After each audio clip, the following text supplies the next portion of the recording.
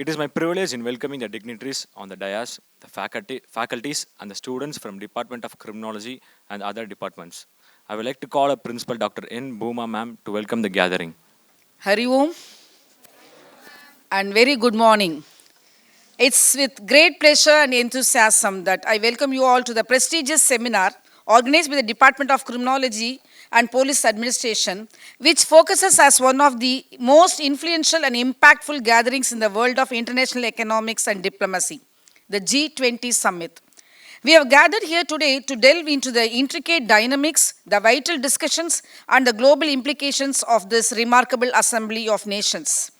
As we embark on this insightful journey throughout the course of this seminar, I would like to give a very hearty welcome to our guest, Dr. M. Venkatachalam, IFS. Sir, after clearing his Indian Foreign Service in the year 2005, has served in different embassies of India, including Japan, Prague, Czech Republic, etc. After serving as director, Govt cell, in the year 2020, he was transferred to Chennai as the head of the branch secretariat and protector of immigrants in the Ministry of Home Affairs. He has traveled almost 60 plus 70 countries along with President in various capacities. And also, this summit is his initiative. It has been a voluntary initiative to meet and give an insight into the student's mind. And he also possesses PhD in economics for his thesis in food security. Sir, we are grateful to have you and hearty welcome to you, sir. It's also my privilege in welcoming our guest, Professor Ranganathan, sir, first honorary consul of Myanmar in Chennai, functioning under the Embassy of Republic of Myanmar. Sir is also an adjunct professor in SRM University, director, Madras Film Society, board advisory with Asian African Chamber of Commerce and Industry and whatnot. It's a very rich profile. We couldn't, for want of time, we are not reading his full profile. It goes into pages and pages and pages. Sir, kindly excuse that we couldn't read fully because then we need to have a separate session for that as well. It's a great honor and pride for us to host this seminar with someone who possesses such a rich profile. We welcome you, sir. And also, not only he's having this capacity in all this background, he is also a very good well-wisher of our college, very close friend of our secretary, Mr. A.V.M.K. Shanmugam, sir, and a genuine person and passionate to develop the students of avichicollege. He is a professor in Loyola College, in spite of that being a professor in some other college. Developing our college students is really, we are grateful to you, sir. Thank you so much. My heartfelt welcome, of course, sir he might join any time. And under the leadership of Secretary Sir, Mr. A.V.M.K. Shanmugam, sir, our college has not only flourished, but has also evolved into a beacon of knowledge, innovation, and holistic development.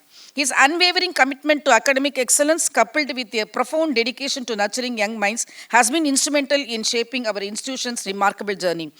Thank you so much for sir, but for his sir, we wouldn't have had all this excellent stalwarts in the field. And his blessings will be always there for us.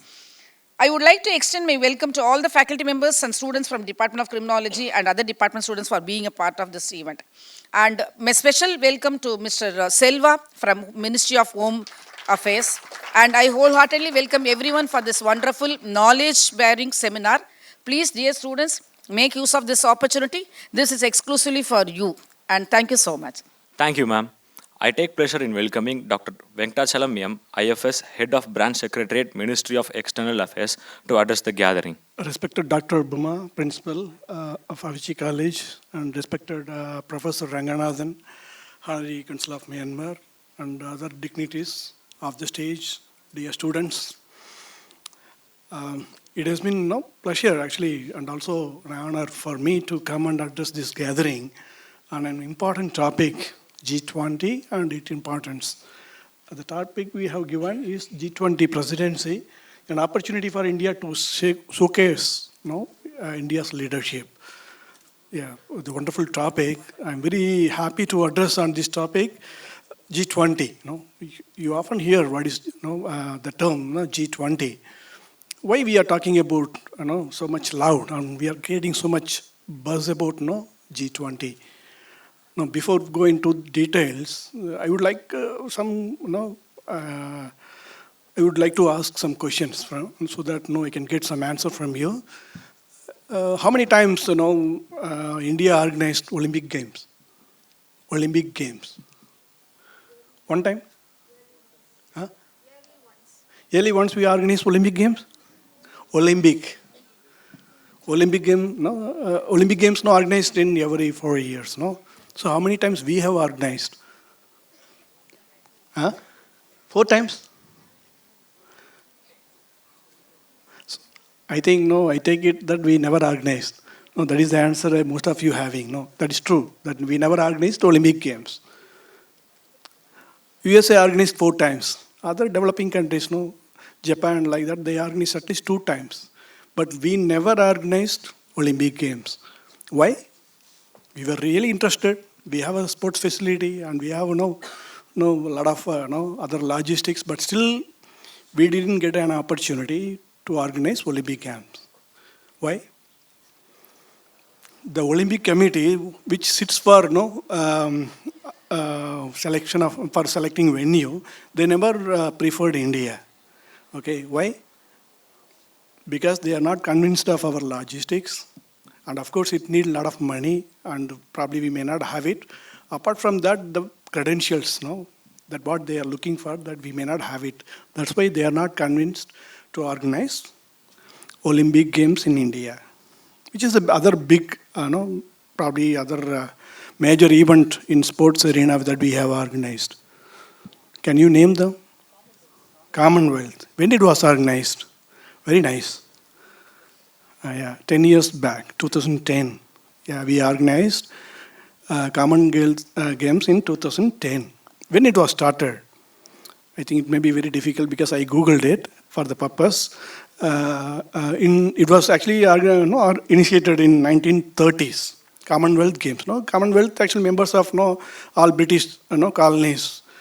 In 1930 itself, they started to organize this game, but we were given opportunity only in 2010, after 80 years.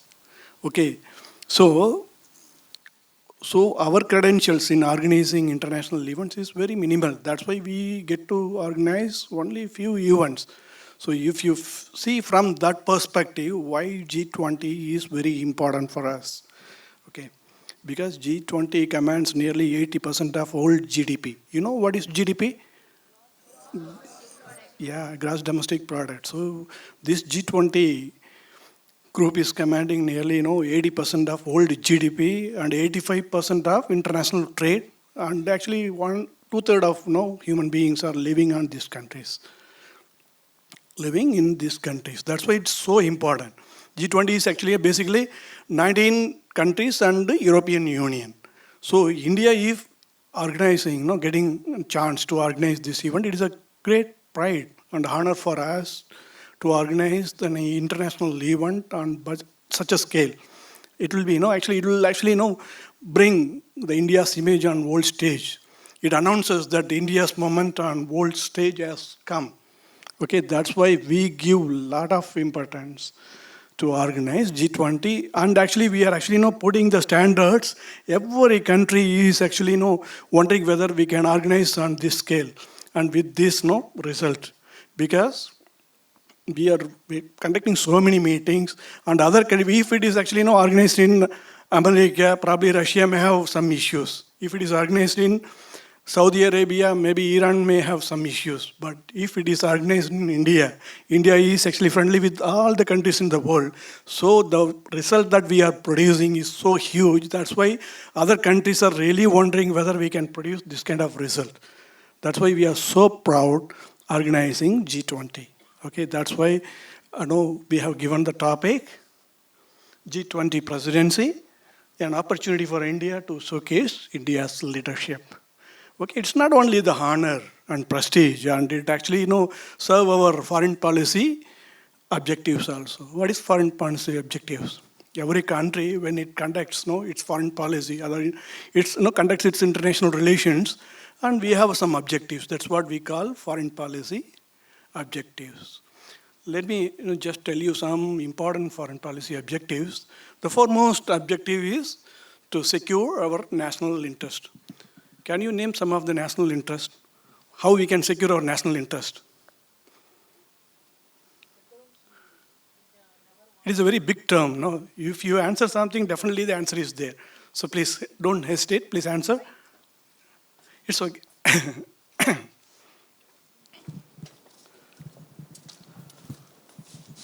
National interest, India's national interest. we we no need to the policies what we need to replicate to other countries, like what are the policies, what are the political offense, those kind of small issue we cannot able to discuss with the other Country. Yes, more or less we are there.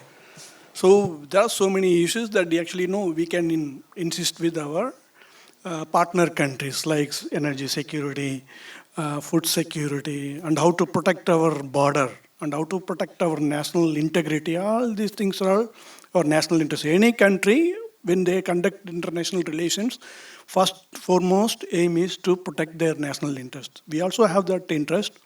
So when Japan is coming, when Russia is coming, we can just discuss about defense products with them. Actually, how we actually get advanced technologies and how they can help in building our defense corridors. Okay, we are actually have a defense corridors, and we produce our own defense products. So far, we are actually importing all our defense products. Now we are actually have a policies to produce our defense products in-house. So for that, these countries would be very helpful. So the foremost objective is also served. The second objective is actually to create an external environment so that our internal development can also happen. That's what we call diplomacy. That's we call the diplomacy for development. We have a lot of projects from the central government, Make in India program, Startup India, Skill India, Digital India, all these programs that we have. These programs have foreign assistance in terms of foreign direct investment, technology transfers, and discussion, knowledge sharing. There are so many things that foreign countries can assist us.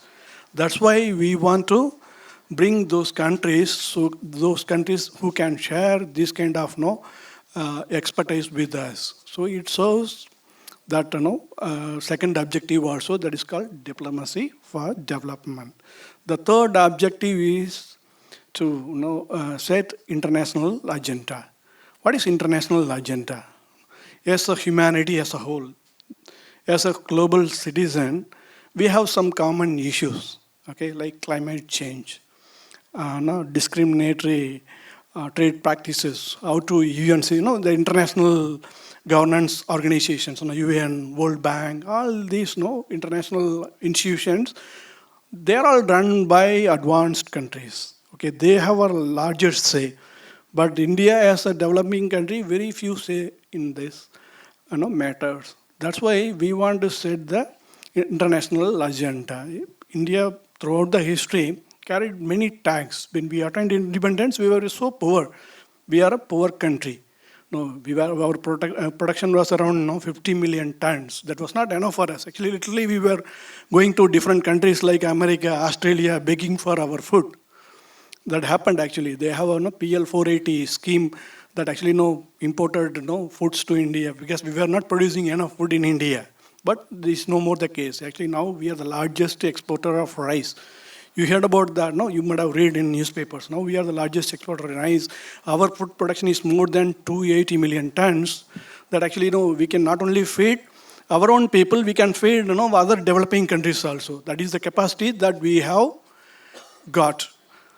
So that's why we claim that we want to set the international agenda, and we want to voice the global south. The global south, have you heard about the term global south? They are the group of developing countries. That's what there is a southern. Most of the developing countries are in the southern part of the planet. That's why it is called global south. So we want to champion their cause. That's why we tell the G20 that we want to set the agenda. And actually G20 is the platform to set the global agenda. So this objective is also served because of the G20 meeting. The fourth one that I can say, to protect Indian nationals abroad. You know how many Indian nationals living abroad? Any guess? how many Indian nationals, the Indian citizens, no, or Indian connections, they live abroad. Nearly 3 crore people, or 3.5 crore people, 35 million people, they are living abroad. There may be either NRIs, no? They may hold Indian passports, but still they live abroad, or they may be peoples of Indian origin, PIO. These people actually know now, earlier people went to different countries mainly as indentured labor. When British were ruling this country, they took our people because we didn't produce enough. So all these people migrated to British colonies like Malaysia, Singapore, Reunion Islands, Mauritius. All these countries, no, they went as indentured labor.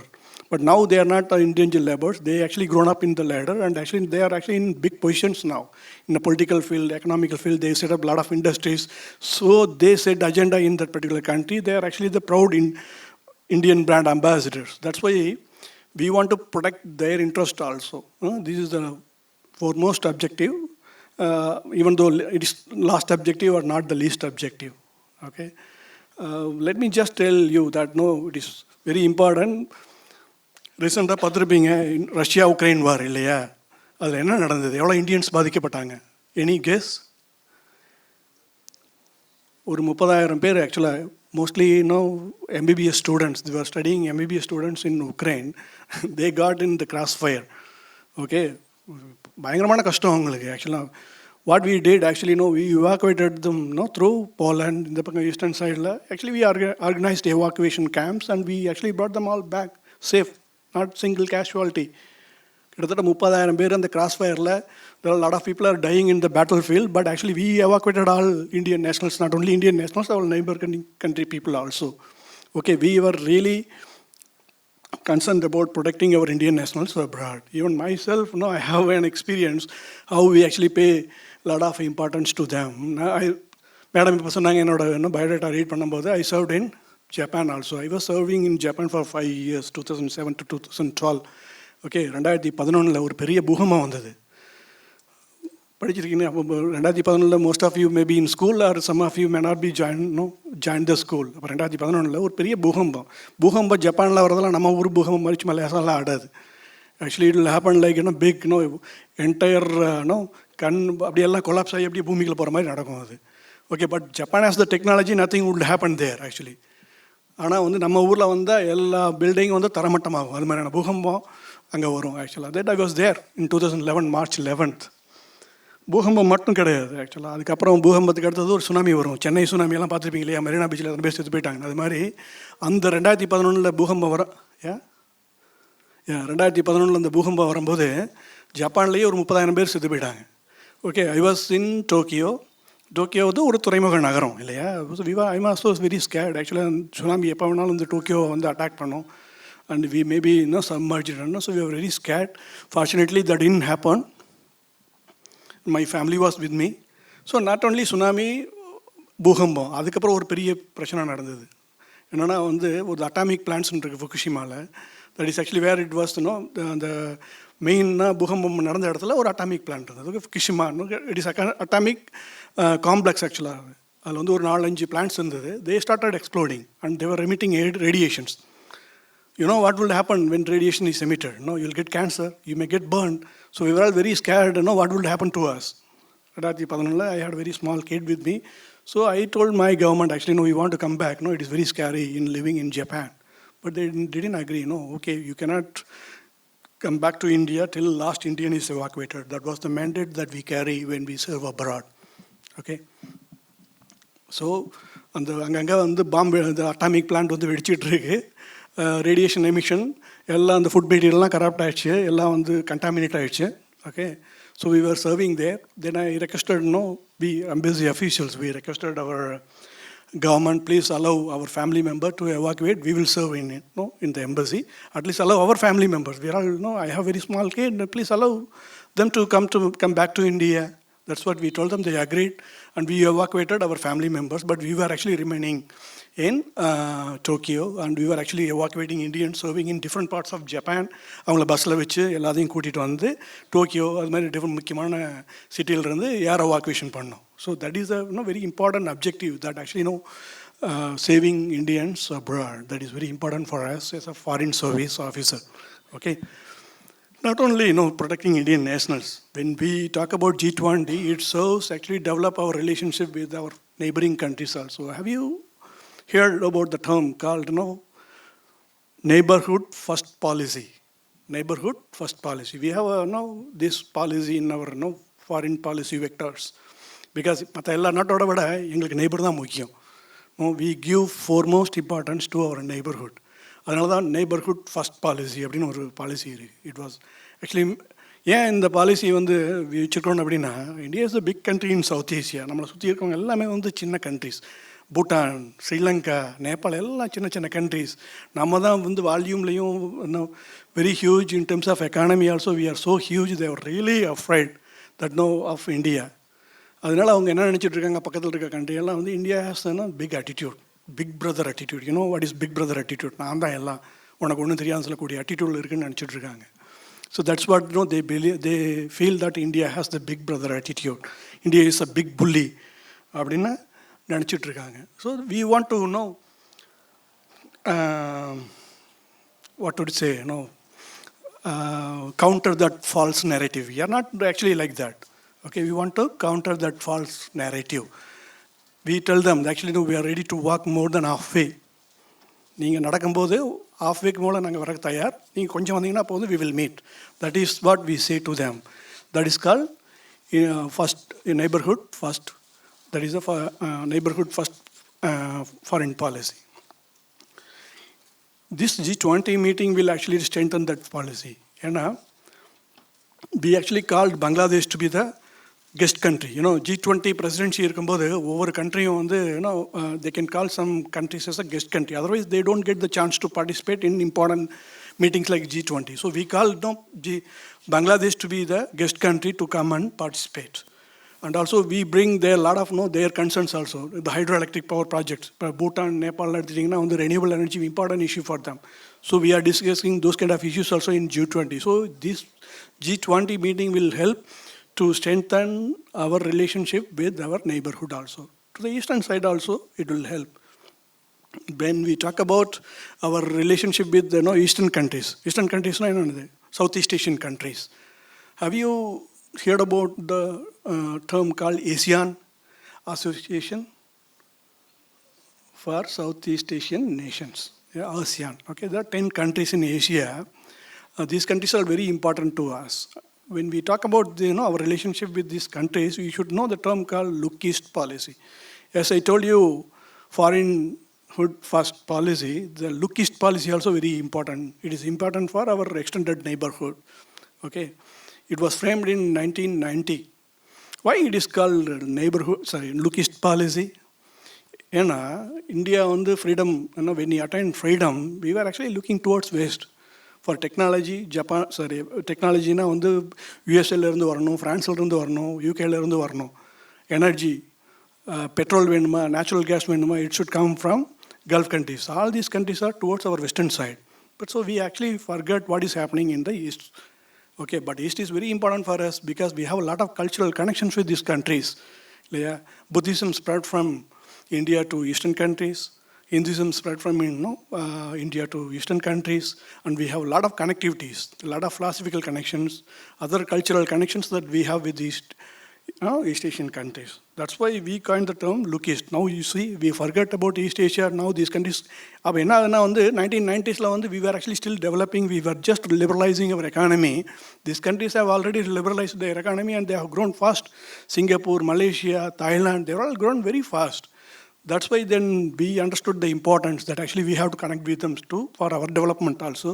அதனால தான் Look East policy அப்படிங்கிற ஒரு policy frame பண்ணி we gave lot of importance to strengthen our cultural connections, other connectivities. Okay, then later on this government came, then that Look East policy was converted into Act East policy. Not only looking, you have to act, then only we can get the result. அதுக்காக அந்த look east பாலிசிங்கிறது ஆக்டிஸ்ட் பாலிசியாக நம்ம மாற்றிட்டோம். This G20 is going to further strengthen our relationship with these countries also, because Japan, Australia, China, all these countries are already members of G20 countries. Now we have invited Singapore as a guest country to come and discuss. So this platform, G20 platform, will provide a chance to further strengthen our relationship with East Asian countries also, Eastern side also. Not only East side, we can develop our relationship with West side also. Western, there are big area in foreign policy, but let me just outline why it is so important to develop our relationship with Gulf countries, Western side. Because Gulf countries are very important for us. Most of our petroleum products are coming from Gulf countries. Any guess? Who is our largest supplier of petrol? Saudi Arabia. Okay, that's what usually now once the Ukraine Russia Russia became the largest supplier because we are getting discounted oil from Russia. Within 1 year Russia became the largest supplier of petrol for us. Then we are getting petrol from Iraq. Iraq is the second largest supplier. Then Saudi Arabia. Then UAE, Qatar, all these countries. So for securing our energy security, Gulf countries are so important. Not only for that, actually, nearly 8 to 9 million Indians are living in Gulf countries. So they are actually remitting so much foreign exchanges, nearly 35 to 40 billion dollars annually to our country. Foreign exchange remittance it is a big boost. The foreign exchange you can actually import very important goods from many other countries. Many countries are all collapsing because they don't have foreign exchange. But these people, they are sending nearly 40 billion. Annually, we are getting around 80 to 90 billion, only 45, nearly 50%, 60% of the foreign exchange coming from Gulf countries alone. That's why it is very important to strengthen our relationship with Gulf countries. Okay, so Saudi Arabia is already the member in G20. We have invited UAE also to be the guest country to come and discuss. So this will strengthen our relationship with Gulf countries also. Also, this Gulf is so dynamic now. You should be, since you are actually coming in the police department, what is that? Criminology and more. This is very interesting topic for you because you are more concerned with international development. It is very useful because 9 million people are living in that area. What are all the political dynamics happening there? You should know. Israel Gulf other Arab countries now those things are all gone now. Actually, many Arab countries are establishing their relationship with Israel. Okay. Then what is happening? Other important political dynamics. Saudi Arabia ko Iran ko agave. Saudi Arabia is the major. Both are Muslim countries. Saudi Arabia on the Sunni majority country. Iran on the Shia majority country. Now all these things are all gone now. They are actually interacting. They are ready to come to the table and discuss their issues to sort out. So they are looking for some middle country so that their differences can be sorted out. India, they are looking towards India to sort out all these differences. From that context, India is very important for them. That's why we have one group that is called I2U2. What is I2U2?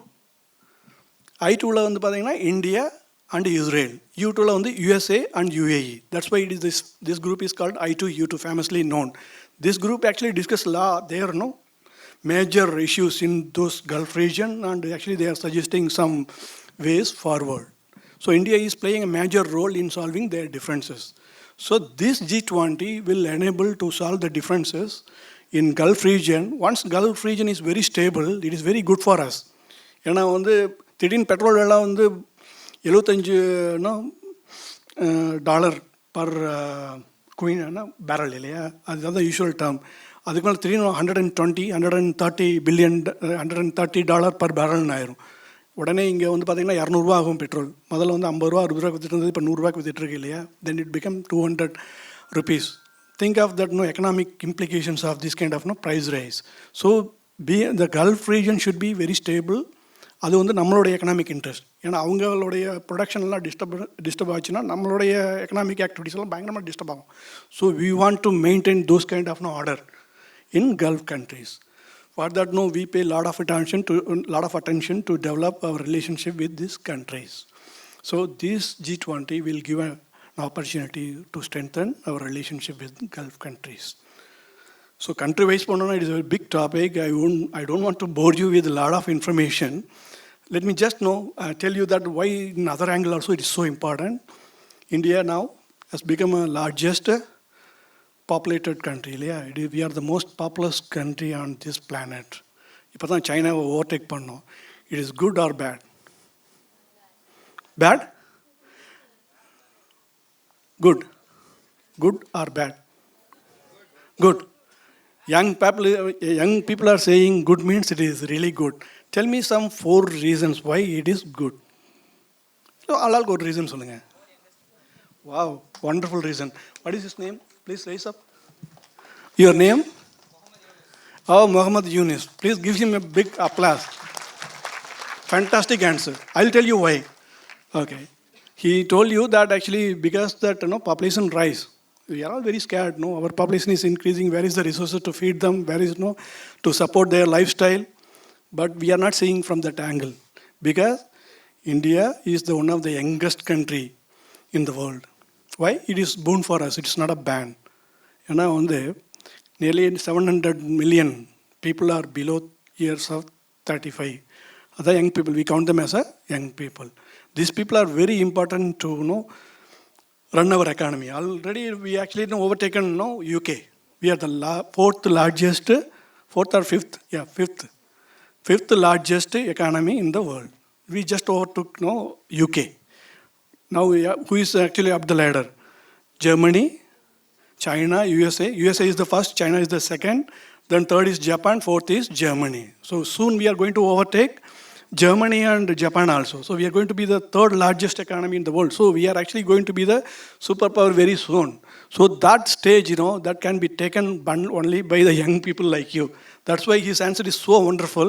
These young people going to change the face of this country.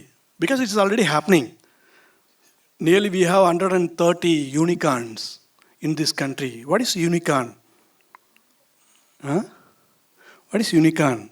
Unicorn company. Let me just read the newspaper. It is very interesting topic. Unicorns is actually the company which are mainly the venture capital company. Very new company. They have the valuation of more than $1 billion. That is called unicorn. உங்களை மாதிரியான young people அந்த company start பண்ணி $1 billion அளவுக்கு கொண்டு போயிருக்காங்க. That's why it is call unicorn. MakeMyTrip, Ola, Flipkart, all these companies all unicorn. They were all started by young people like you.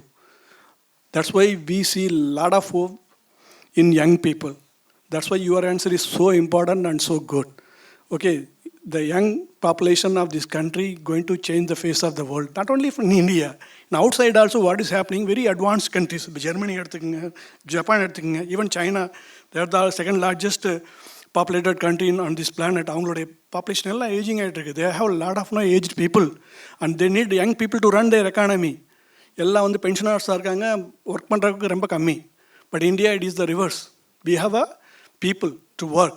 So this complementarity we see as a big opportunity to serve the world.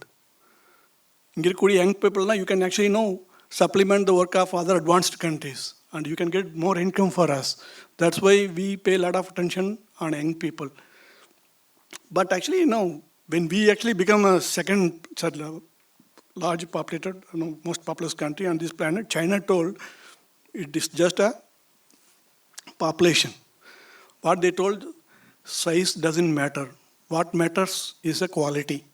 அப்படின்னு என்ன meaning? கடுகு சிறுத்தாலும் காரம் குறையாது, நாங்கள்லாம் கடுகு மாதிரின்னு சொல்கிறாங்க சைனாக்காரங்க. That means ஒரு சைனீஸ் பண்ணுற வேலையோ ஒரு இந்தியன் பண்ண முடியாது. அதுக்கு மீனிங் என்ன? ஆக்சுவலாக you can just have a size number, just people. இப்போ ஒரு கிராஜுவேட் ஆகிறாரு, may be a graduate but he will be a unemployed graduate because the skill that is required for the industry may not be there. Just he may have a degree, but he may not be used in the industry. That's what actually they are questioning. So this is very important to upskill. What just studying in the university will not matter. You have to upskill yourself. You have to do you should possess the skill that actually suits the industry's needs. That's why we should pay a lot of attention on our skill also. We should pay a lot of attention what is happening around the world. That is so important. So that you can actually move up in the ladder. So please understand that you are the category, you born into the age, the technological age that we saw only in movies. நாங்கள்லாம் வந்து சின்ன பையனாக இருக்கும்போது மூவியில் தான் பார்த்துட்டு இருந்தோம். ஒருத்தர் வந்து அப்படியே வந்து எங்கே வேணாலும் போயிட்டு இருக்கும்போது வந்து வீடியோ கால் பண்ணி ஒருத்தர் பேசிகிட்டு இருக்கலான்னு பார்த்துட்டு இருந்தோம். Okay, but actually you are in this the real வேர்ல்டில் வந்து அப்படி நடந்துட்டு இருக்கு. நாங்களாம் we never thought that it is going to happen in real terms, but it is happening. So you born into the technological world and actually you are பிகிங் you are excelling in many technological subsector. Blockchain சொல்கிறாங்க, cloud computing சொல்கிறாங்க, supply chain சொல்கிறாங்க, machine learning, அப்படி நிறைய technological subsectors. All these sectors actually excelled, young people are excelling. That's why we pay a lot of attention on young people. So don't just think that actually you cannot change anything. காந்தியடிகள் என்ன சொன்னார்? Be the change what you want to see in the world. Be the change you want to see in the world. நீங்கள் தான் change பண்ண போகிறீங்க. So don't wait for the change. Don't wait for the change. You just know you are the people instrumental in bringing change, and don't wait for anyone to come and change it, and don't wait for some time to come to change the world. So you should think that actually change is happening here today. Okay, with these few notes I would like to conclude my speech. Thank you for your patient listening, and I hope that actually I gave you some views that may be useful to you. Best of luck in your career. Thank you very much. Thank you, sir. It's also my honor to call upon Professor Ranganathan J, Honorary Consul of Myanmar, to deliver a speech. Mr. Shanmugam, the Secretary of Avichicollege, the most prestigious college in Chennai today. I believe this is the 6th year of Avichicollege. And Dr. Bhuma Nathan, a very dynamic principal of this institution. And Dr. Venkatachalam, IFS, Indian Foreign Service, who is a dazzling diplomat who is here, who made his lecture so well. And my dear professors, student friends, good afternoon. Thank you. This Avichicollege is a well-known college because we invited, this college engages diplomats, in fact. We engaged, that is Avichicollege engaged the Myanmar ambassador to India 3 years back. And after Myanmar ambassador's visit to Avichicollege, we invited the Tanzania High Commissioner to Avichicollege. And today, that is August 11th, we have Dr. Venkatachalam, Indian Foreign Service, who is a diplomat, and you all know who is he now. So who is here? So I'm extremely happy about this institution because whenever there is a need, whenever there is any urgency, when I request Mr. Shanmugam, the secretary of this college, he would say, take my college and take my new auditorium, state-of-the-art auditorium, which is available. This is our college. Make best use of it and develop students. That is one thing which I am very much impressed by your secretary, Dr. Shanmugam. He tells students are very important and youth are very important. Whatever program you want to do it in my college, and we have a nice auditorium. This is a beautiful auditorium. I'm coming for the first time after renovation, and this shows the commitment of the management for the students. And this is what we are looking for, and it is amazing to see the students. There are more girls and less boys here. Extremely happy, women empowerment is nation building. I'm so happy that more girls are studying here, and literacy is very important. In G20, one of the priorities are women empowerment. And when I say women empowerment, I believe Avichicollege is doing extremely well, and in fact, following the G20 priorities by developing, girls, and they are the future of this great country. And I appreciate the management for this wonderful, work we are doing in nation building and peacemaking, or youth formation, or youth building, or youth development, or youth transformation, whatever you call it as. I always say wherever I go, youth are not useless, but they are used less. And therefore, our country, 65% of youth population, we have to use them in a constructive way. And that's why Dr. Venkatachalam is here. In spite of his busy, hectic schedule, he is able to dedicate time for the students. I have to say this. He is so humble, he is so simple, humble, down to earth. But I have to say, in spite of his busy schedule, whenever we say, sir, we have to go and address the students, he would never say no to any invite to any institutions in Chennai so far. I request all the students to give him a big round of applause to Dr. Venkatachalam.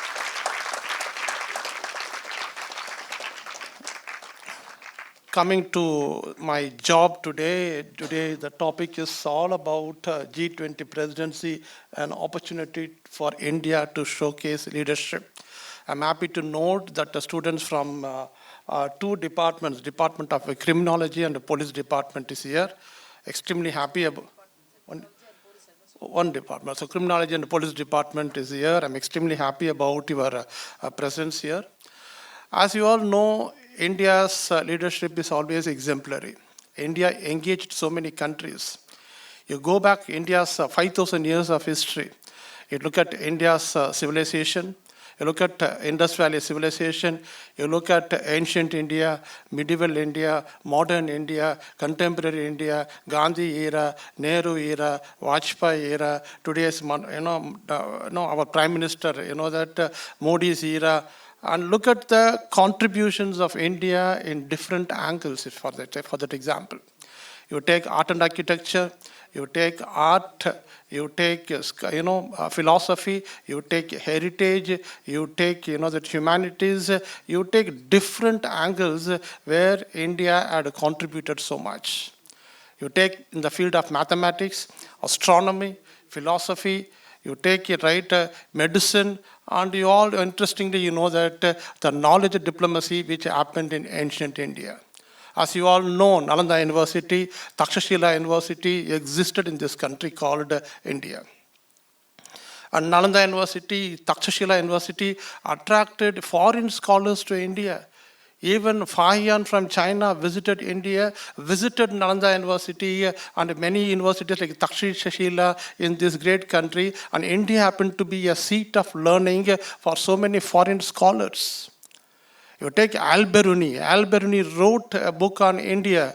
And India's, if you read Al-Biruni's India, you understand, that what exactly and how India was during those days.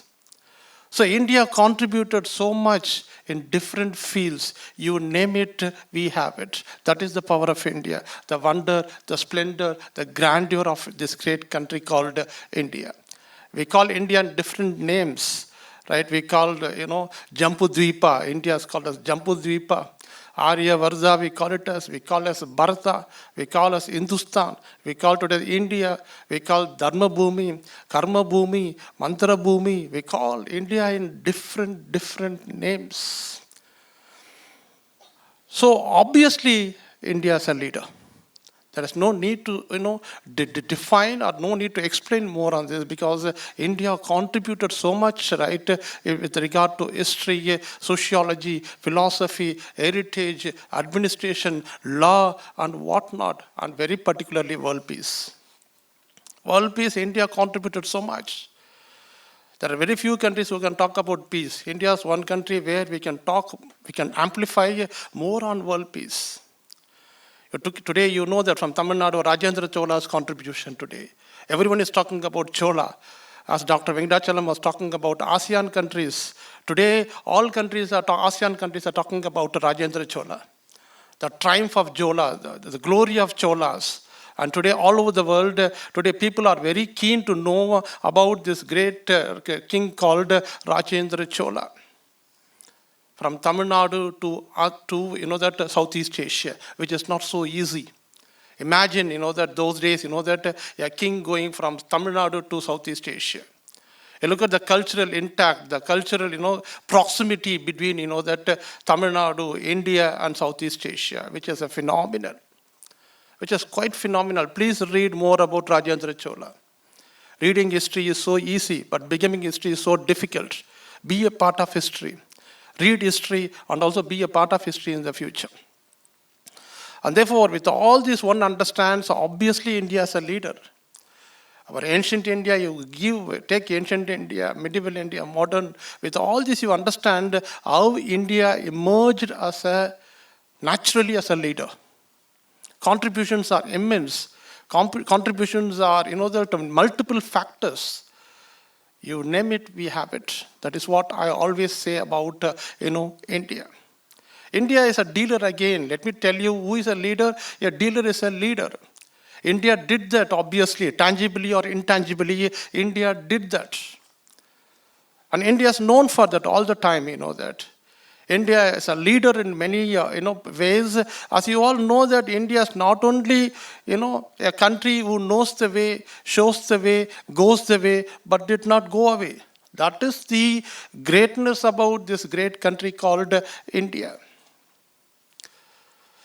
There are 194 countries in the world according to UN, sources. But out of 194 countries, India is rocking today. And India is able to express, India is able to exemplify, India is able to tell the world that India is India always. Look at this great vast country, Jambudvipa, that is India.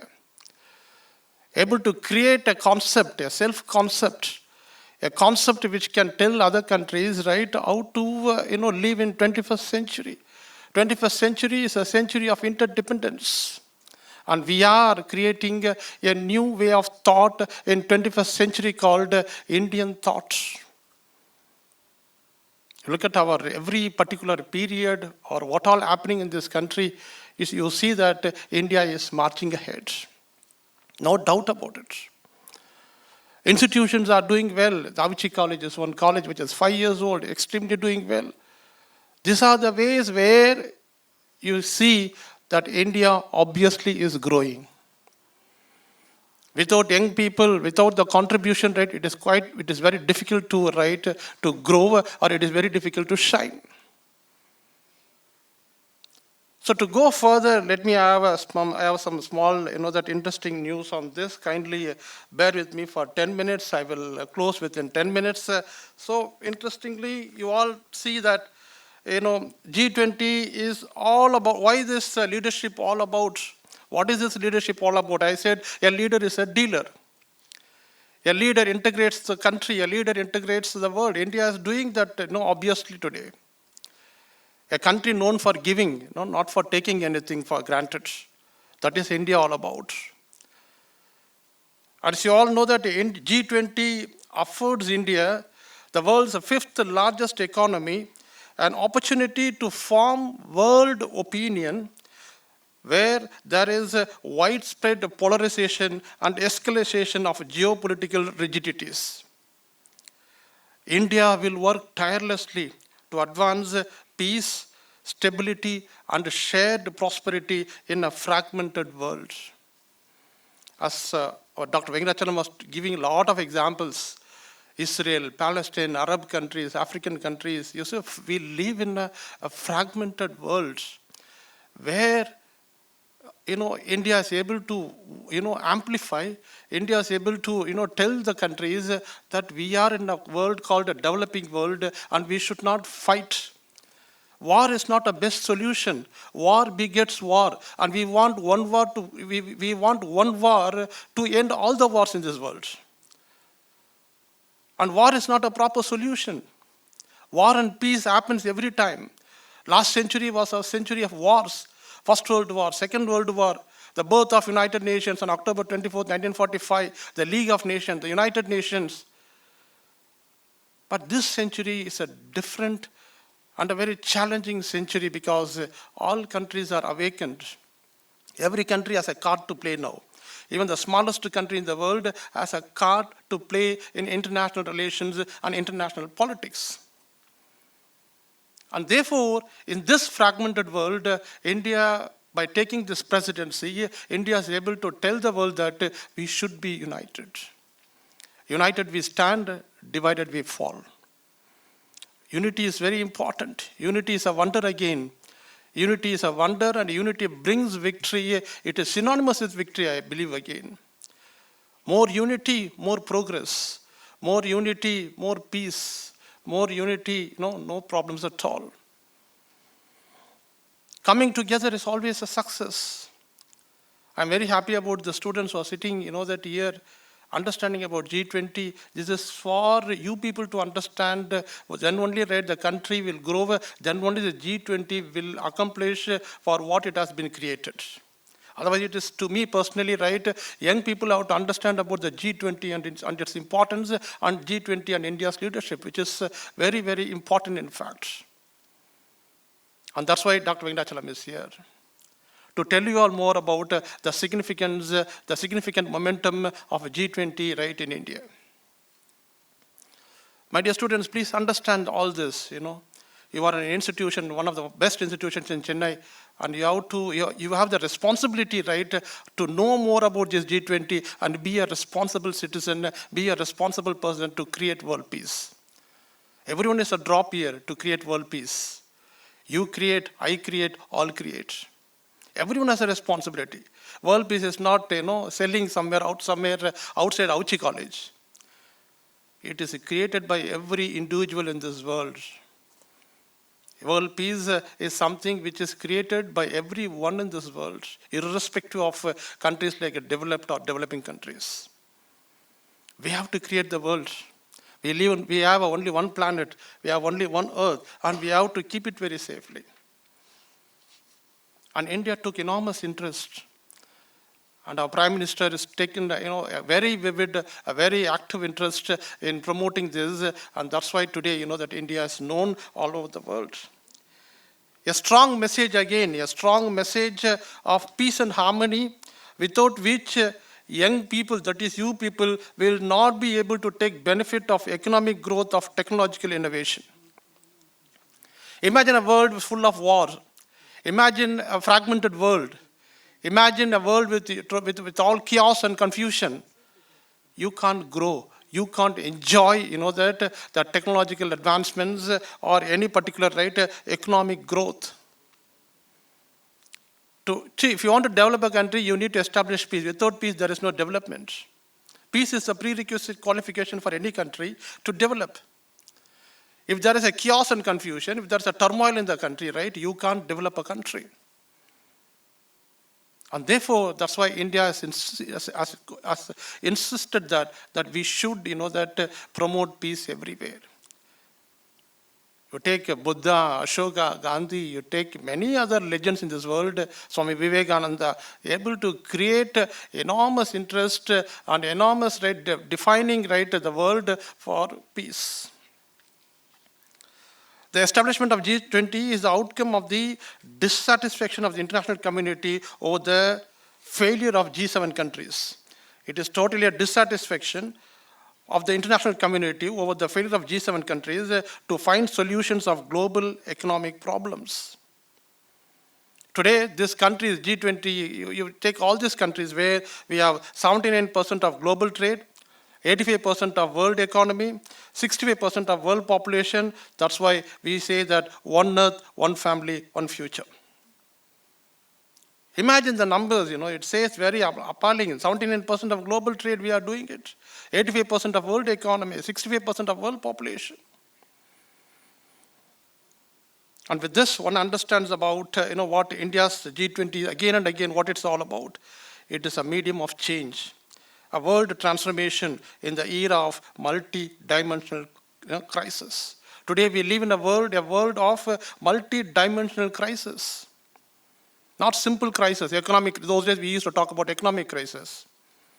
But today we live in a world where we have multi-dimensional crisis. Various challenges like world in conflict, jeopardizing the lives of ordinary people today. This is the main concern. It jeopardizes the lives of the common people in the world. How to protect them, how to save them, how to give them a life. And here is G20, here is India as a leader to deliver what other countries should do for the common man. in the name of the people, in the name of the citizens, in the name of a common man, in the name of women, in the name of child, G20 is going ahead, and India is able to drive this. My dear students, with all this, one understands significantly how to go further and further and further. It is all about India's priorities are robust global health architecture. You all know that what India did during pandemic times. And India's health, diplomacy, we call it as, COVID diplomacy, we call it as, and India in fact helped more than 120 countries in the world during the time of pandemic times. And India is today talking about a global health architecture, food and nutrition security, and alleviation of poverty. Again and again, poverty anywhere is a threat to prosperity everywhere. And many governments have taken active measures to eradicate poverty.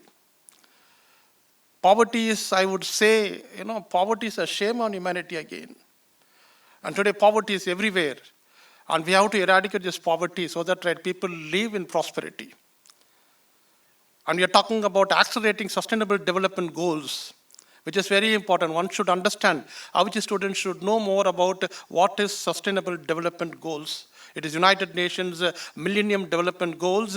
Today we call it as Sustainable Development Goals.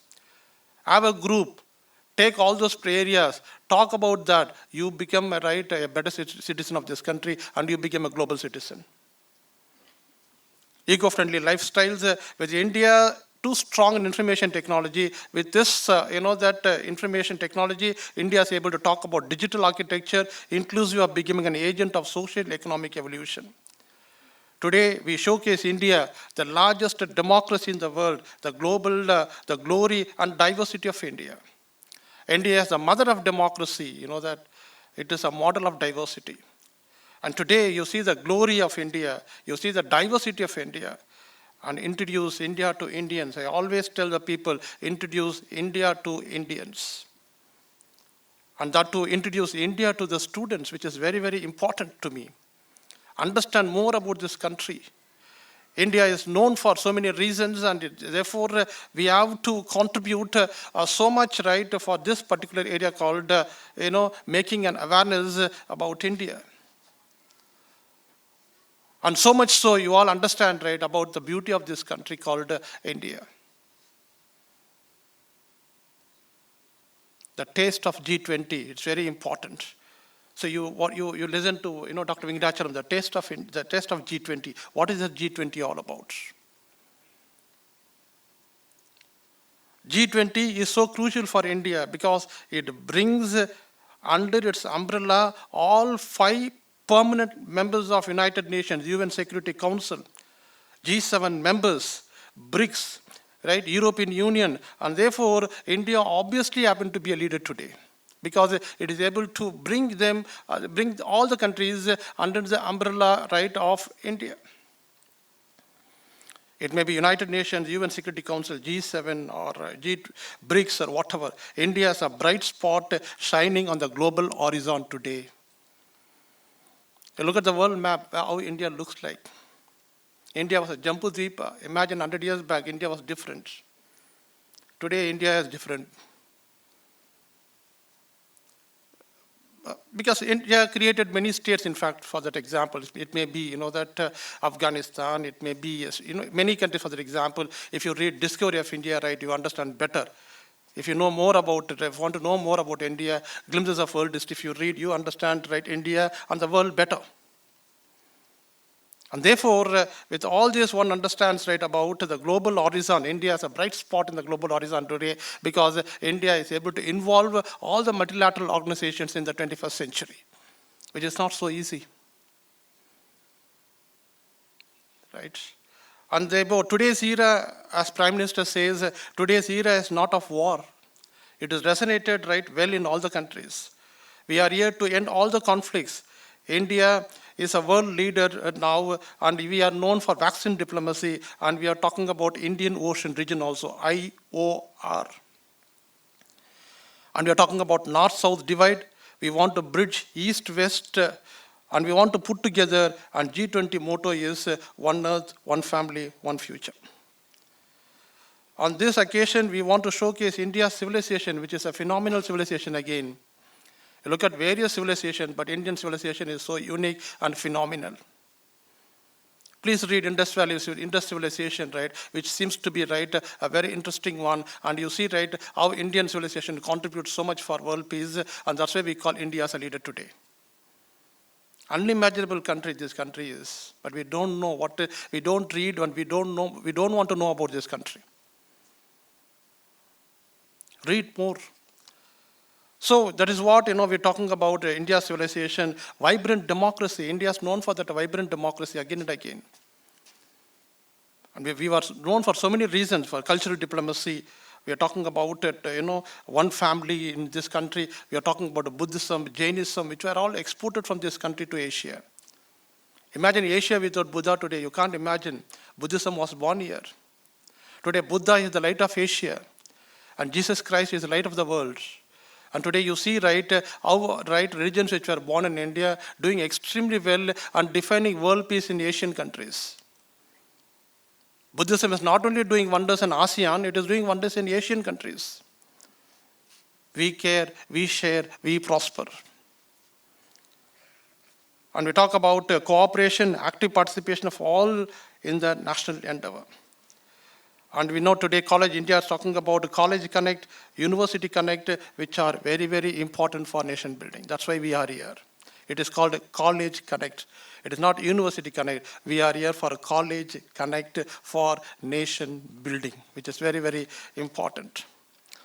You see G20 meetings, there were 200 meetings scheduled in more than 50 cities across 32 work streams in the run-up of 2023 G20 summit. And what we are doing is a side event.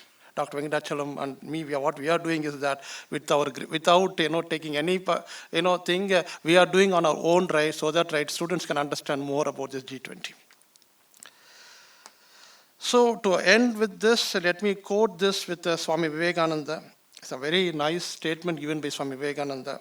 He says that take up one idea, make that one idea of your life, think of it, dream of it, and live on that idea. Let the brain, muscle, nerves, every part of your body be full of that idea, and just leave every other idea alone. This is the way to success. And G20 we all call it as a national endeavor, right? So we want everyone to cooperate and collaborate with this country. If you want to walk alone, if you want to walk faster, you walk alone. But if you want to walk far, you have to walk together. Let us walk together. Let us love this country, a country called India. Feel proud to be an Indian. Jai Hind. Thank you. Your lecture about how prosperous our country is and the importance of youth for the growth of our country was enlightening. Thank you very much, sir. This session is now open for questions. Please feel free to ask questions. No? When you ask questions, you'll grow more. Don't be afraid. I'm like, I just know we crossed your stage also. We know your hesitations, but you should be free to ask questions. Sir, at the starting you told football and cricket, ICC cricket, there is no involving in the Olympic Games. Why the reason, sir? Until... Cricket and you want cricket to be part of Olympics. Yes. So it is possible. Yes, sir, possible. And we have a lot of fans. You see, when the cricket is part of the Olympics, you lose the what is that? The charm of cricket. If the cricket is standing alone, you can just sit in your room on couch and you can you see, the Olympics, somebody should run fast, somebody should swim fast. All these things is a game. Cricket is something different. You really want that cricket to be the part of the Olympic game? Sir. No, I'm just telling you, we are just differing views. It's possible, sir, because a lot of people have talents, a lot of students and talents. Mm-hmm. So they want Olympic is a free platform, no?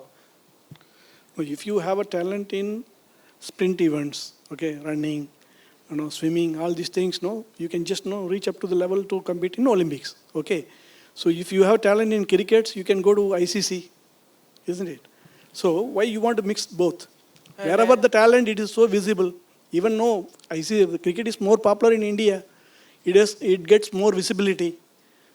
Olympics, no, many games, no, not many members watch, no, all Olympic games. No, only if you are interested in swimming, you interested in paragliding or kayaking, all these things, no, very few people will watch. But cricket actually most popular, no, sport in the sport arena. So why you want to mix both? That's what I am asking. Otherwise, no, it is not. I am not a sports expert to mix both the things. But both the things have its own avenues to come forward and excel, isn't it? So it is not Olympic is not the only avenue to bring your talent. But actually Olympic is a very massive games. All countries participate and different kind of wild variety of games. And it has its historical background also. That's why we always cherish Olympic games. And cricket has its own charm. Okay, really there is a necessity to bring both the things together. In future it may happen. But it is not, what I am saying, it is not a necessity that actually cricket can survive only putting cricket into Olympics. Cricket has its own survivable capacity, okay, and it has its own visibility to the public, okay. So it is not necessary that it should be in Olympic only the route that so that cricket can excel. It is not the case, no. You understand what I am telling? Okay, sir. And another question: why football is not involved in the Asia Cup? World Cup. I think professor should answer this one. Okay. I'm not a sports expert. I'm a diplomat. Okay. I can talk about foreign relations, but the sports, probably you may know more about sports. Okay. If really there is a compulsion and there is a pressure to bring these sports into Olympics, probably as a diplomat, I go to the Olympic Committee and negotiate. But I think we have not reached that stage. So professor will answer this question now. Yes. No, what Sir said is right. Is a right answer. We have to put more pressure, where this game should be accepted at the international arena, so that the games will games for peace. One of the fundamental aim for any game is that to promote peace and goodwill among countries. So it may be today cricket has become that a part of the world today, and football the oldest game in this world. And therefore, it is up to the countries, the organizations to make this games as a world, games. And probably in the near future, that a lot of things are expected to happen. And certainly, such games would gain more recognition. When they gain more recognition, young people have a great role to play in the future. Imagine one thing, it is for peace. It is not to fight. Any game for that matter should be friendly. And it's not only friendly, we are aiming towards world peace. We want to unite together. And sports is one particular, that area where we attract and we fascinate people, to bring people together. And there are so many avenues, and sports is one avenue. And therefore, today we are doing that, and very soon, let's see, it would happen very soon. Thank you so much. Any other questions? Hello sir, my name is Navnit Krishna, I am from first year BBA. My question is, you told that India is a friendly neighborhood country. Then why doesn't India organize Olympics? Would like to answer? You answer, I will also answer. Okay, you will add up further. And we have a friendly relationship with our neighborhood. Yeah, that is true. No, only we accept our western neighbor, and we have a almost friendly relationship with all the countries: Bhutan, Nepal, and Myanmar, Maldives, Sri Lanka. We have a good, fair relations with them. Okay, so you are asking, with this relationship, we should organize Olympics as a group together. Yes. Yes, sir. It is a fantastic idea. You see. It's just I know it's not a thing actually. That's why young people always have a different perspective. They don't have any internal view. So together we are actually big team. So we didn't get chance earlier. Now we as a group, why can't we organize? That is your question, right? Yes. Yeah, it's a good idea. So together we stand, we'll survive more. Definitely next 3 years, Olympics at least for 12 years we cannot organize. The countries' names are already announced. Probably the fourth one, the upcoming fourth one, probably that idea can really helpful. Okay. Yeah, I really appreciate your idea. Yes, thank you. Thank you, sir. Hello, sir. I'm Sanjay. I'm BM department, first year. What is the idea or process to increase our country's GDP level, sir?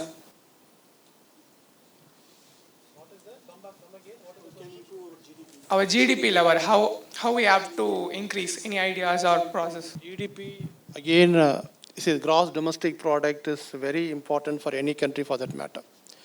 India, for that in 21st century, and you see that India is marching ahead. As many people believe that India is a country where people are so contented. This country is a rich country, and not only a rich country, where people are very, very contented with their economic conditions. And GDP is a factor. GDP is a yardstick to understand a country. In fact, to appreciate, to understand, and to estimate a country.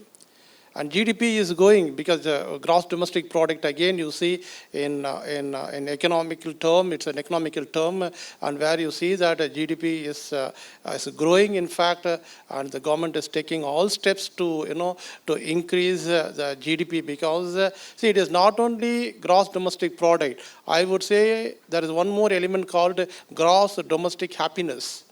In India, people live with GDH, gross domestic happiness. Whether GDP is growing or not, but in India enjoys gross domestic happiness in this country. It is a GDP versus GDH.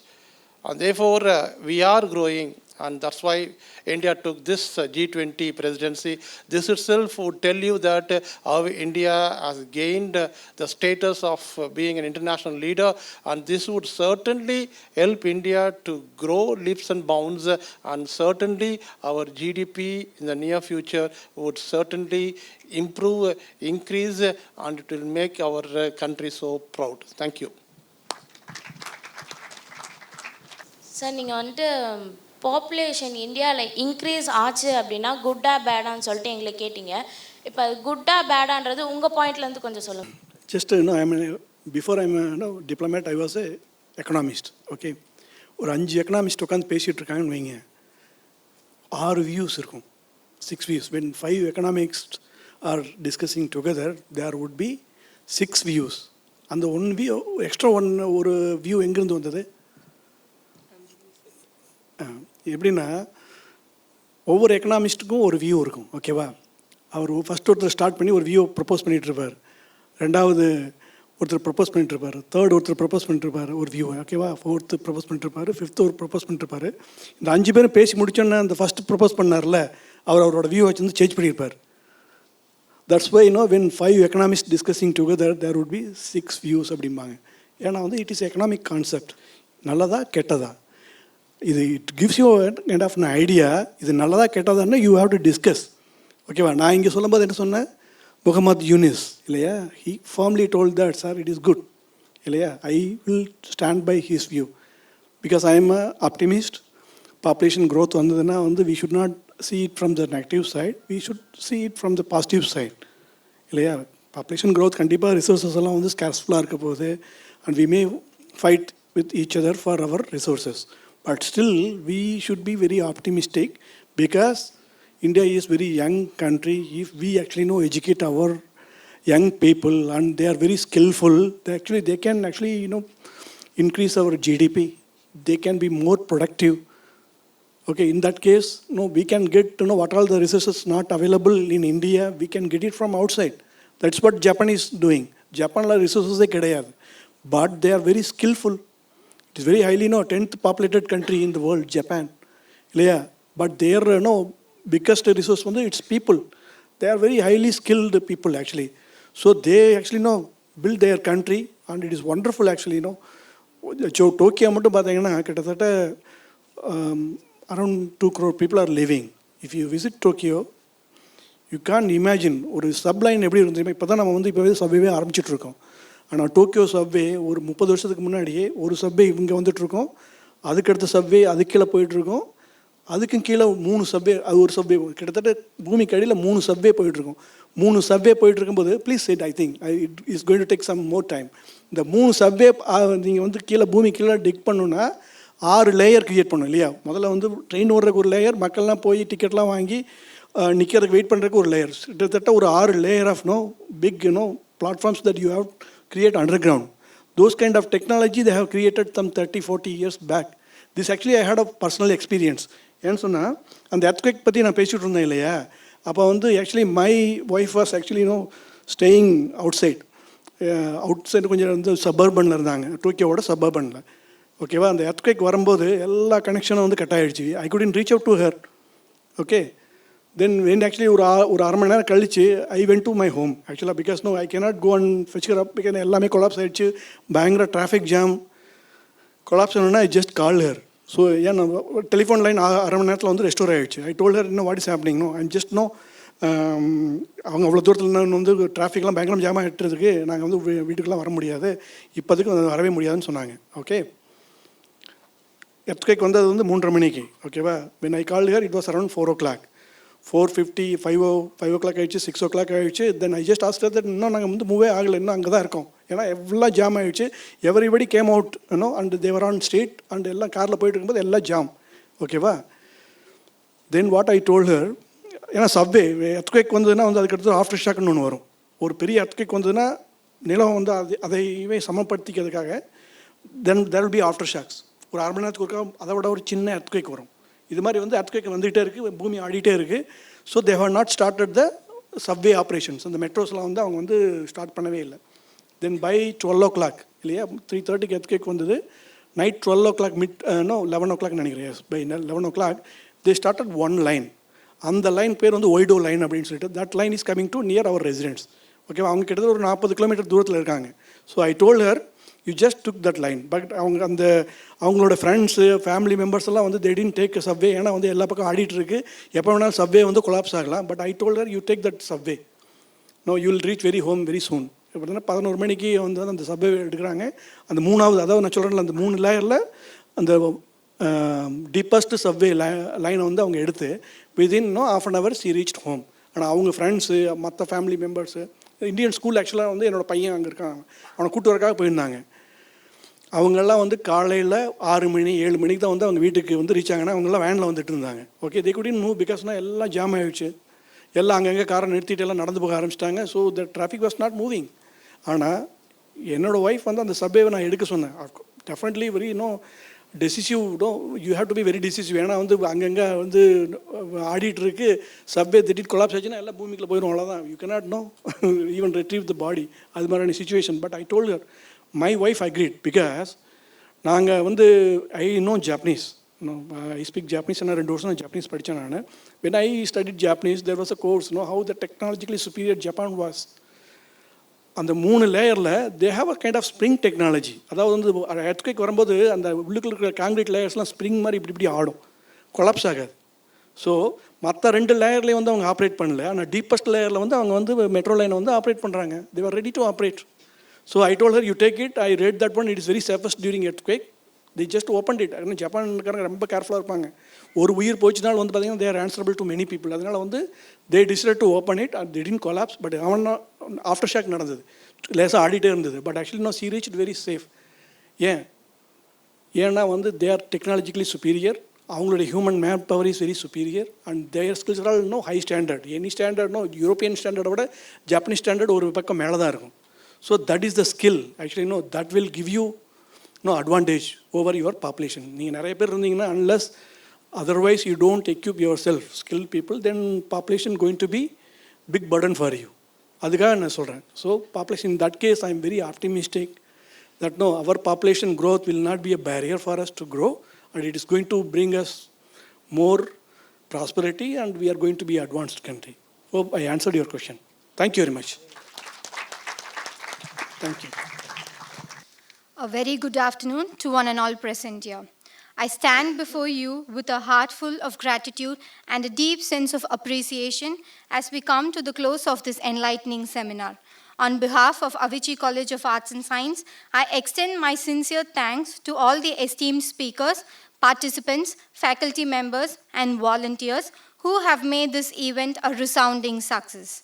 First and foremost, I would like to express our heartfelt gratitude to our distinguished speakers, Dr. M. Venkatachalam, IFS, Head of Branch Secretariat, Ministry of External Affairs, and Professor Ranganathan J., First Honorary Consul of Myanmar, who generously shared their knowledge, expertise, and insights on G20 Presidency and its importance. Your profound presentations have undoubtedly expanded our horizons and provided us with valuable perspectives that will guide us in our academic pursuits and beyond. Thank you, sir. I am privileged to thank our principal, Dr. N. Bhuma, for always guiding and supporting us throughout this event. Thank you, ma'am. Our sincere gratitude to our Secretary, Sir, Dr. AVM K. Shanmugam, who never fails to encourage and support us to conduct various such seminars. We are always grateful for your support. Thank you, sir. I would also like to extend our appreciation to the participants who actively engaged in discussions, asked thought-provoking questions, and contributed to the intellectual disclosure of this seminar. Your enthusiasm and active participation have truly made this event dynamic and engaging. Also, I extend my gratitude to all the faculty members and attendees for taking the time to be part of this enriching seminar. I extend my thanks to the Department of Viscom and Mr. Jebastin for their technical support. Once again, thank you for all being a part of this seminar, and we look forward to more such intellectually stimulating events in the future. Thank you and have a wonderful day.